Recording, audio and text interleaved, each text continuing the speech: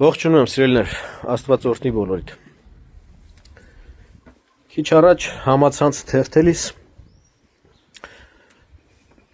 մարտնչող աթեիստ Արսեն Թորոսյանի եւ Պետրոս Ղազարյանի հարցազրույցից մի դրվագ աչքովս ընկավ, որտեղ Արման Սարոյանի մտերիմ ընկեր մարտնչող Արսեն Թորոսյանը փորձում էր ամեն կերպ արդարացնել Ադրբեջանի մշակութասպան քաղաքականությունը։ Գիտեք, որ համացանցը հուզեց այն տեղեկատվությունը, որ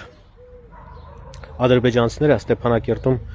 քանդում են, ոչնչացնում են հայկական եկեղեցիներ, Սուրբ Հակոբ եկեղեցին, Աստվածամոր Հովանի մարտաճարը։ Եվ ինչպես էր փորձում Արսեն Թորոսյանը արդարացնել ադրբեջանցիներին, ասելով, որ դա իրենց ինքնիշխան տարածքում գտնվող եկեղեցիներ են եւ դա իրենց իրավունքն էր։ Ուրեմն լսիր, տղա ջան, չգիտեմ ինչքանով է համապատասխանում տղա ջանը քո կարգավիճակին, բայց ամեն դեպքում դու եւ քո նմանները, որոնք փորձում են արդարացնել հայկական եկեղեցիների կործանումը, ավերումը, քանդումը Ադրբեջանի պես ճշնամական պետության կողմից,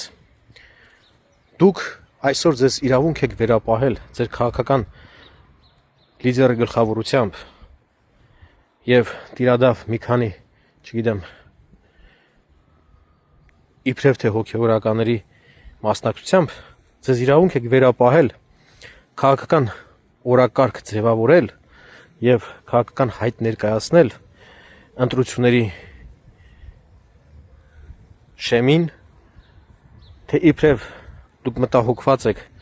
եկեղեցու բարենորոգման հարցերով, դուք որ եկեղեցի քանդողների ձեռքը համբուրում եք,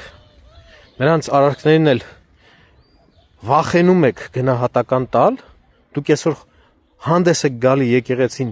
բարենորոգողների դիրքից, հա? Խղճուկ եւ ողորմելի զանգված եք դուք, որ անգամ ձեր ներսի թշնամանքը, ատելությունը հայի ու հայկականության մասին չեք կարողանում քողարկել, այնքան շատ է ձեր ներսում այդ ամեն ինչը։ Ու մեր ազգը ինչ եք կարծում, այնքան հեռացած պետք է լինի իր ինքնությունից, իր արմատներից, որ պետք է ձեզ նորից ձայն տա, քվե տա, հա? Սիրելի ժողովուրդ, խոսքս ձեզ։